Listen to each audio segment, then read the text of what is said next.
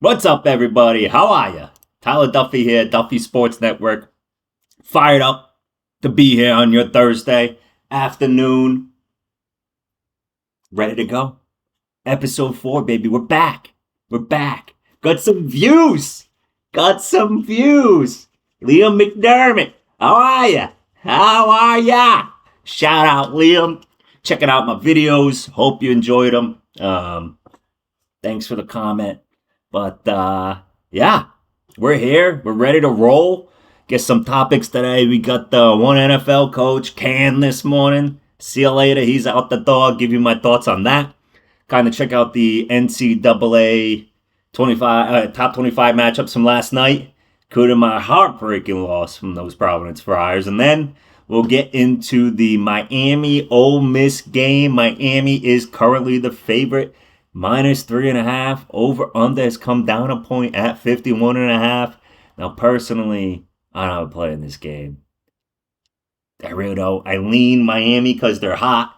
My heart tells me pick Ole Miss because if it was Ole Miss versus Indiana, that would make a sick national championship game. So those are my topics today. I'll dive more into my thoughts on all that with the college football playoff in a little bit here. But first things first, Mike McDaniel, the next coach, canned in the NFL. Am I surprised? No, I'm not surprised, by the way. Big Zin guy. Love my Zinnies. Of course a 6. Of course it's a 6. Don't discriminate against the 3s. If you're a 3 guy, hey, everybody has their speed. I'm just a 6 guy. Laser focus. I'm locked in. I'm ready to go. I'm jacked up for this video. Anyways, Mike McDaniel out as head coach of the Miami Dolphins. Now, I'm surprised and not surprised. I know I said I wasn't surprised, but part of me is because why didn't this happen Monday? Right? And I connected dots here pretty good. Why didn't he get fired Monday? Why are we waiting until Thursday morning to fire Mike McDaniel? Now, you had just fired the GM in the middle of the season. You rode out Mike McDaniel through the rest of the season. The team churned it up and was playing pretty good football down the stretch, considering you had no Tyreek Hill. You traded one of your best defensive players at the trade deadline. Like, you had a bunch of injuries all across the board. The boys were playing well down the stretch. Now, if I'm comparing them to somebody like the Jets, they're playing fucking damn good. Now, I mean, Miami historically, I shouldn't say historically, in recent years hasn't had a lot of success, right? They hired McDaniel. He's made the playoffs, 2 years? Maybe 3? I don't think he won a playoff game because hasn't won in weather above 30 degrees, 0-12. So most likely they had to travel on the road because, that's exactly what happened because the Bills won in the division. So I think McDaniel is a pretty good coach. Was he a little corny? Yeah, but he's got some pretty good offenses over there. The different motions and how he finagles everything. I personally think he's going to be in for another job somewhere. Now, I don't know where, but I think he definitely deserves a job. He kind of fit the Miami role. I like the big glasses. He had the joggers on all the time, right? And he had the slick back hair with the girls going on. And I don't know. He kind of reminded me of a perfect Miami Dolphins coach. But Ross decided to get rid of him, the owner of the Dolphins. And here's my connection. Now, it makes sense as to why McDaniel got fired on Thursday. Because the big news in the NFL broke on Tuesday with John Harbaugh getting fired. Now, if you watched my videos in the past, you saw Shefty reported that 7 teams reached out to John Harbaugh after he got fired. Well, how could that be? There's only 7 jobs, and one of those jobs are the Baltimore Ravens. That's because teams that didn't have vacant head coaching jobs were calling. And now we know which team it was. It's the Miami Dolphins. Ross and Harbaugh have some sort of history. They go back and have some sort of connection somehow. And supposedly that's the guy he wants. Harbaugh in Miami makes me a little bit concerned. I think he's a great coach, right? We had those battles all those years with New England and Baltimore in the playoffs, and now you want to bring them to our division? I mean, I'd rather not, honestly. And then, you figure now that Tua is probably staying in Miami, right? If Harbaugh is there, or maybe they just ship Tua off, try and get a. Could you get a first round pick for Tua? I don't know. I don't know. Definitely at least a second. I think, right? I think he's. I think the quarterback has a lot of value, right? And I don't know. I personally don't think he's worth a second round pick, right? Probably not going to give up a second round pick for Tua. But if my quarterback situation's fucking shit, right? And I need a guy to hold me over for the next 5 years, yeah, I'm probably going to give up the second pick and, you know, see what happens from there. Now that whole situation is going to be pretty interesting. I mean, we'll see if they hire Harbaugh. I think they are.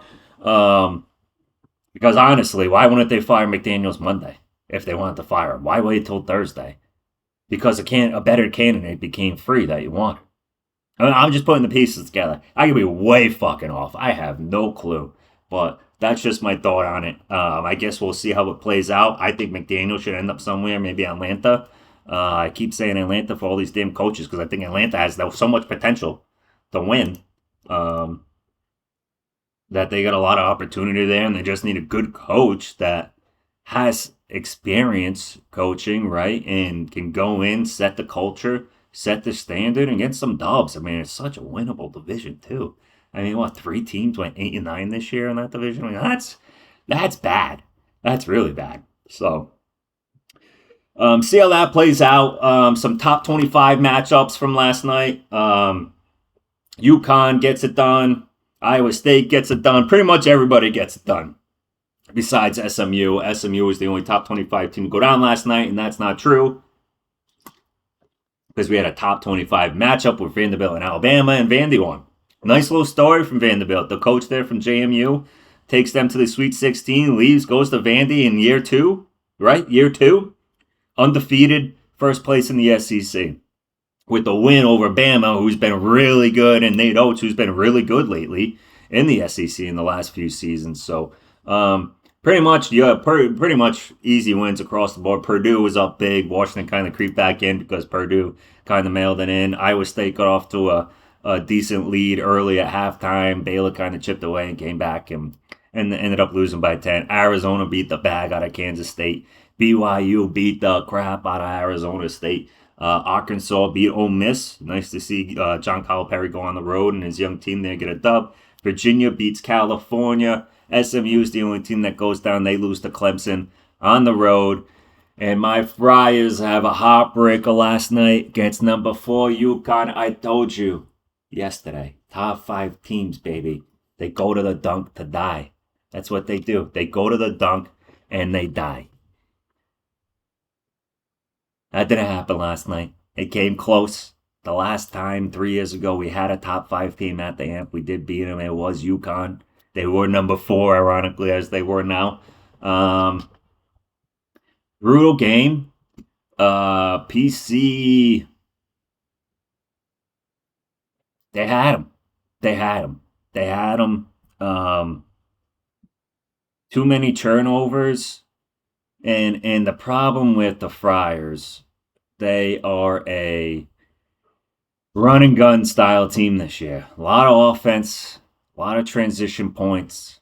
The way you beat them is you slow them down and you try and get them to run the offensive sets because their offensive sets are pretty bad.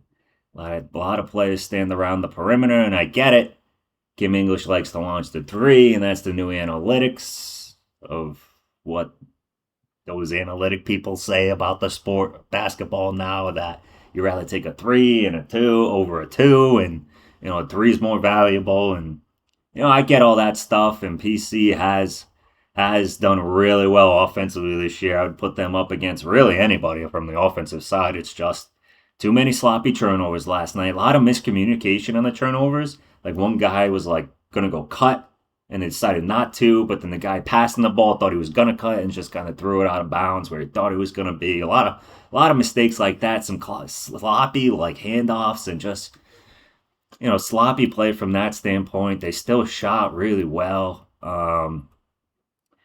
But what's the most disappointing about this game? I'm getting 2 things here. I'm going to dabble in UConn because I think they're absolutely phenomenal, and I'm not just saying that because I'm a PC fan, and I think, PC's a good team. They're honestly, I think they have a lot of potential. Their record says they're not a good team, so they're not a good team. Your record is what it is, and that is what you are, right? Your record is what it is, and it is what you are. That's your identity, is your record. Right now, they're the 84th ranked team. That's not good. That's not good. What's disappointing from this game is that UConn's last lead in regulation came in the first half, and it was 30-29. That was their last lead in regulation. They didn't lead once in the second half, not once, and they still won the ball game. That's tough. That's a brutal loss. That is absolutely brutal. I hope this game brings the Friars together. Really winnable game this Saturday. I'll be there, baby. I'll be there in person at Xavier. Going with the fam, so super excited to check out my Friars play. I haven't seen them play since I moved out of Rhode Island. And my last game I actually went to, ironically, was against Xavier, and they blew us out of the dunk. Anyways, yeah, so that was really disappointing. Tough one to swallow. I was so jacked up for this game. I was so excited because it probably would have moved us up another 15 to 20 spots in the RPI, and now we're maybe not the first four out, but the next four out, or maybe in that next, 1-2 teams after that. So what's that, top 8 bubble teams? Maybe we're 9 or 10. With this, we'd probably only move up 5-6 spots, maybe get into the top 80, and it's better than nothing, but in order for the Friars to make the tournament, and I know this is probably not what most of you people want to hear, but it's just what I'm going to talk about quickly and just dabble in, then I'll get into UConn. This is what I think they have to do to make the tournament. You have to sweep either Villanova or Creighton. You have to sweep one of those two teams. You can split with the other one, but you have to sweep one of them. Can't lose to Seton Hall, right? You already lost to them. Got to split with them. Can't lose to Butler. I don't know what happened to them.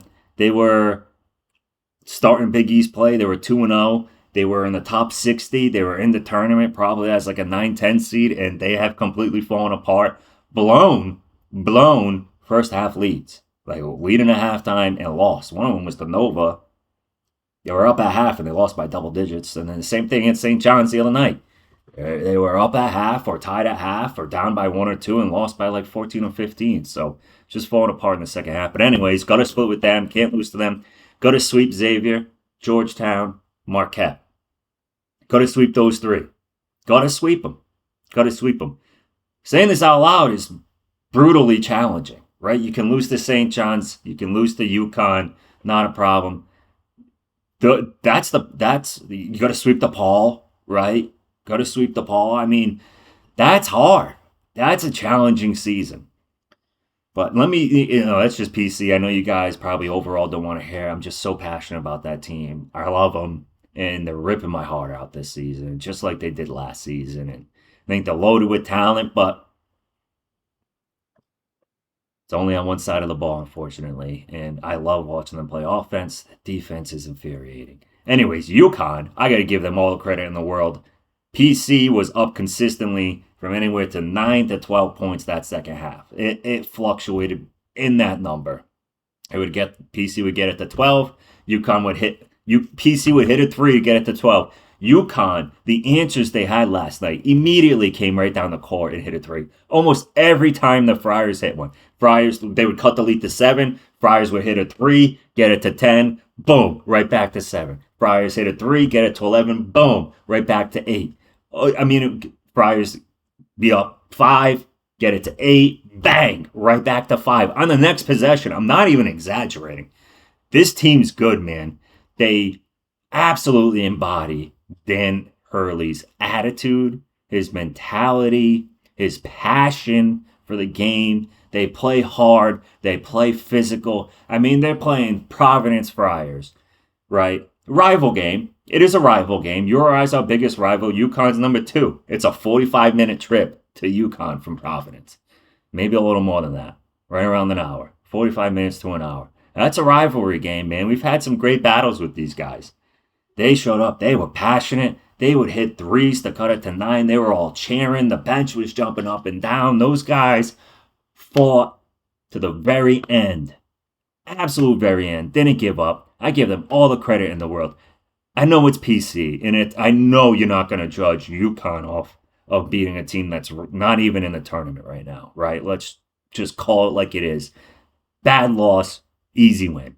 That's what it is for UConn. If that's the play, bad loss, easy win. That's what it should have been. And they battled, man. They battled. PC tried to push that lead to 15, 16, and they would not let it get past 13. Anytime PC started getting momentum, they'd hit a big three.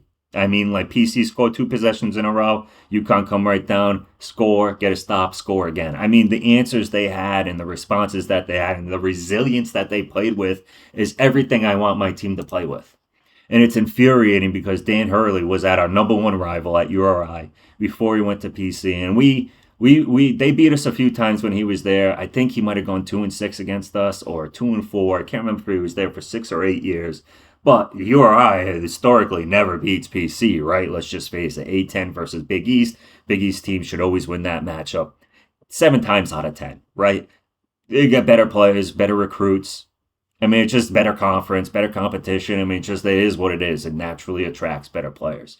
And he was there, and he gave us some battles, man. It was a dog, and then he goes to UConn, and he's just absolutely dominant since then. So, and URI hasn't made the tournament since he's left, and they've been absolutely irrelevant. So that just tells you how good of a coach he is, because he took a shitty-ass team that wins 2-3 games in the A-10 and then brings them to the top of the A-10, gets them in the tournament, and, has a really good run there, which got him the UConn job, and he's been absolutely awesome. He is exactly how I want my teams to play. I would have loved Dan Hurley. Loved Dan Hurley. And there was even one game where both him and Cooley were nose to nose at half court in the middle of the game, throwing their jackets off, flinging it into the crowd. I mean, it was awesome. I thought a fight was going to break out. He is that passionate. He'll fight with another coach on another team. And that's exactly what I want my coach to play with, that passion, that fire. He was all over the refs. He was fighting for his guys all night, fighting. And that is exactly what I want out of my team, out of the Providence Friars. And we had that with Cooley. They had that dog mentality. They fought. They weren't this high-style, sexy offense. They grinded you out in offense. They beat you down on the defensive end. They rebounded. That's what they did. And they lost that. They lost that way about them. So I'd love to see them tie that back in. But anyways, UConn's phenomenal. Great game by them last night. They obviously didn't have their best in the first half, and that guy Reese completely stepped up in the second half. I mean, I give him credit. But again, glaring issue for the Friars. Oswin gets in foul trouble. There's a significant drop-off between Oswin and Hargrove, right? From a talent standpoint, and like size really is what it is. From a size standpoint, talent standpoint too. But more size, right? And then from Hargrove, after that, you don't have anybody over 6'8", right? He's 6'8", and he's a tank, probably 250. I mean, the dude's absolutely yoked, and Oswin's 7'2". He's a tree out there. And that was glaring because Reese dominated in the second half. Had like 14, 15, 16 in the second half. A few assists, 7, 8 boards. I mean, just dominated them. Had some big points down the stretch too, few and ones. Thank you for listening to that rant. Feels good. But anyways, UConn's legit. Great game by them last night. And then for the last topic of the day today, everybody, we're going to get into the Ole Miss Miami preview. Broke it down yesterday. I guess, I broke it down yesterday, so I'm not really going to get into too many details about stats and this and all that stuff and what I think. I think it's a pretty good matchup. I lean Miami because my heart and my gut want to see Indiana. I'm sorry, I lean Ole Miss because my heart and my gut want to see Indiana play Ole Miss in the final, because I think that'd be awesome if we have the losingest program in college football history play Mississippi, whose coach literally just said he left there to go to LSU to win a national championship. Which, sorry, I'm going to take my glasses back off because that glare is driving me crazy. Which, obviously, if they're playing in the national championship, you have a chance to win a game there, right? So, I lean Mississippi. I think Chaindress or Childress or whatever, Chainless or whatever his name is, athletic quarterback and get outside the pocket. I think that's going to give him some extra time back there because Miami's rush is absolutely phenomenal. So we'll see how it plays out tonight. My mind tells me to go with Miami. Miami's going to steamroll them, but we'll see how it plays out. Just hoping for a good competitive game. I lean Ole Miss. And speaking of Lane Kiffin, I know I just dabbled on it a little bit. The whole college football thing just has to change. The calendar has to change. This is brutal, right? We got a team whose coach left them before the playoff in the national semifinal. That's not right. We got dudes transferring on Oregon. I just announced Monday or Tuesday that they're transferring from Oregon. Dude, you're in the semifinals. Why is the transfer portal even open? Right? And then on top of that, Lane Kiffin's being a jerk, right? He's forcing his coordinators to go back and forth between LSU and Ole Miss, because if you don't know the story, right, Lane Kiffin's bringing some of those coordinators at Ole Miss to coach at LSU, and he's allowing them to still coach at Mississippi, but he's asking them to come back and do recruiting visits. So these guys have to set up a game plan for the national semifinal for a school that historically has not even come anywhere close to this, which is why I love the college football playoff, because teams like Ole Miss, who historically don't have a chance because their best seasons were always 10-2, 9-3, right? Now have an opportunity to compete for a championship, and look what it's doing. Right, we have the 10 seed in, we have the 5 seed in, and we have what's Ole Miss, the 6 seed. I mean, that's awesome to see that in this tournament and see it established, and I think that's great. That tells you all those years where it was it really 1 versus 2 when they had those top teams? Were those truly? Yeah, their records were undefeated, and they were probably record-wise the top teams, but were they the best teams in the country? What about the teams that have 1 loss that just slipped up once, but we're loaded with talent, right? Those teams still could have gone out and win. I wish they had this playoff the whole time. I'm happy they have it here now. Love the 12-team playoff. Personally, I think they should expand it to 16, right? And just get rid of the buys. You got to shift the calendars up. And it's hard. I don't know so much into it because I get, first things first, these kids are student athletes, right? So they have the Christmas break, they get that time off, but do they really even get to go home? Right? Do they go home for Christmas Day and then fly back out Christmas Day night or the next morning super early and get back to school and start breaking down film? Obviously they don't have class or anything, but is that what they do? I don't really know that whole process, I guess. So if it's possible to move the calendar up, everybody says to do it. Just move the calendar up. Like Nick Saban, Kirk Herbstreit, all those guys on College Game Day say the calendar has to change. So I'm guessing that's an option where they can change it, right? I mean, some of these teams have 4 weeks off before they play. I mean, it's very noticeable when they play, and they're not good. I mean, the teams who got the buys are 1-7. So obviously, it's not beneficial to get a bye if we've had an 8-game sample size and only 1 team has won. So just make it 16, get rid of the buys, and just play, but move it up, right? Or move the transfer portal and everything to next week, right? And then shift everything up another 2 weeks, right? I know they have the conference championship games and stuff, but those should be played the week after the season. I don't think they do. I think they do Army-Navy. They take that week off and then go. And Army-Navy should be a standalone game. Can we do that on like a Thursday or a Friday night? Can we do it Saturday at noon? And then the other playoff games kick off? But they're not going to do that, obviously, because of TV revenue. I just think there's different ways that they can finagle this. Long story short, guys shouldn't be transferring in the middle of the college football playoff. And coaches shouldn't be leaving their team. I mean, how could you do that to your players, man? That's going to be devastating. And, like, quite frankly, this is where my inexperience from college football comes in, right? I understand that LSU is a top 5 job to some people, at least the top 10 job in the nation, right? Top 5 historically. They got numerous national championships, right? They have the big stadium and all these elite players that have played there in the past. And You got the Bayou Bengals or Tigers or whatever they're doing, down there, and it's the traditions, and I know they have all that stuff, and I know it's a top program. They have money up the ass, right?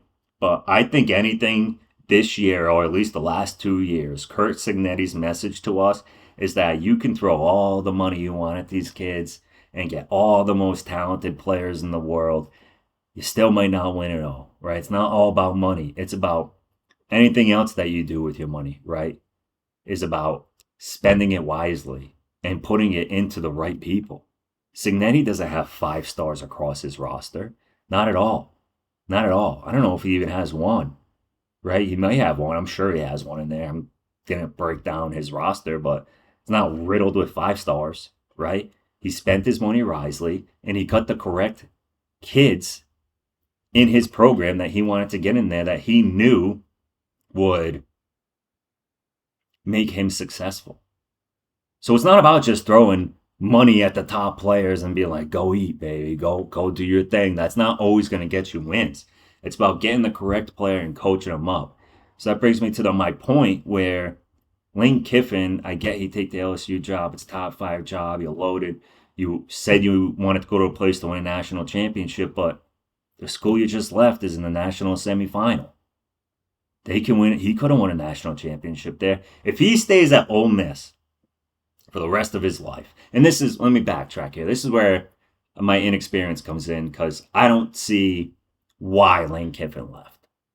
Right? I don't really get it. Like, that top 5 job historically to me, and like what they've done. Like, Ole Miss currently has been better since LSU. Has been better than LSU.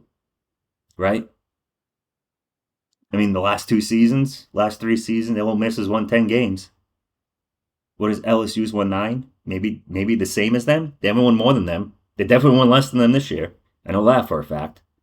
So why would, and again, that's my inexperience. My inexperience I get from, the traditions and all that other fun stuff, and that LSU is a really big program and stuff. But Ole Miss, like, Lane Kiffin could have won there.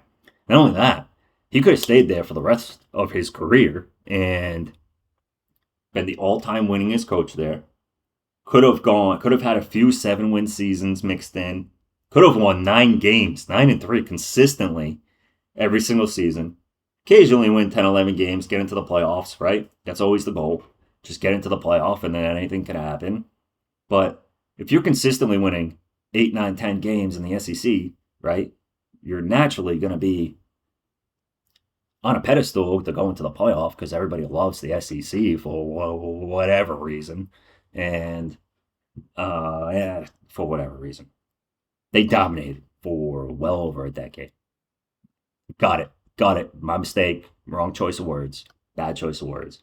But he could have gone down as not only the most historical winningest coach ever in Ole Miss history, he would have never got fired. He goes out next year and puts a 7-win, 6-win season together. Gone after 1 season. Maybe give him one more break. But it's like, after that first season, you're on the hot seat, dude. If you don't win, if you don't even get into the playoff, which is only 2 losses, so if you have more than 2 F-ups in that second season, you're out. You're gone. And you could have gone out and won a national championship this year. The next 2 seasons, put up 7 wins. The 3rd season from now, get 9 wins, and be golden. Golden. Wouldn't even ever bring up your name about getting fired, unless you were like 65 and like immobile. But he was set for life. So why do you leave? I don't get it. I honestly, genuinely don't get it. So what he did was wrong. What he is doing is wrong. But part of that is the NCAA set it up that way and put Lane in a terrible spot. So, of course, everybody's shitting on Lane, but what you should be shitting on is the NCAA. Yeah, should Lane have not left? Yeah, shouldn't have left. And but he wanted the coaching job. He wanted to leave, and he wanted the LSU job. He grew up around college football, and to him, that is one of the top 3 premier jobs that he would have taken in college football. And he wanted to go for it. And he should have. And he should be allowed to do that. But he shouldn't have to take it before his current team plays in the playoffs. Like, that's crazy. Like, imagine that Bill Belichick, right, is getting ready to coach his team to a Super Bowl, and then right before the playoff, takes a job somewhere else. Like, what? What? That doesn't make sense. That makes zero sense. Zero. So, like, why is the NCAA has it set up like that? I don't get it. I have no clue. Ain't gonna listen to me. I got no ideas to help fix it. I got no clue how that shit works and operates, and I just think it's a clusterfuck right now. I don't even want to fix the salary cap. I don't even want to put a salary cap on, right? Because Kurt Cignani proved that you can have an $80 million roster, right, and still not win. Which I bet you, if you look at it and you broke down NIL and who spends what and where, I bet you don't have 4 of the top 10 teams in there. Right? I bet you Miami, Indiana, Ole Miss, all 4 of those teams aren't in the top 10 in NIL spending. They spent it correctly and in the right ways. And that's what it comes down to. That's why salary cap, who cares? You don't need a salary cap, right? Like, kind of, right? You don't want a team going out spending like $500 million all of a sudden. They load it up and they get all these, 11 first-round picks and 22 first-round picks and 11 on offense, 11 on defense, right? You don't really want that, but that's not going to happen. Like, I don't see that happening in this era. So those are my 2 cents on that. That's all I got for you today. Thank you for listening to me rant. I hope you enjoyed the show. Drop a comment in there. Let me know your thoughts on some of my takes and if you think I'm crazy or if you're aligned with me or whatever it may be. I appreciate you listening today. Thanks for tuning in. Right? And I'll see y'all tomorrow. Have a great day. How are you?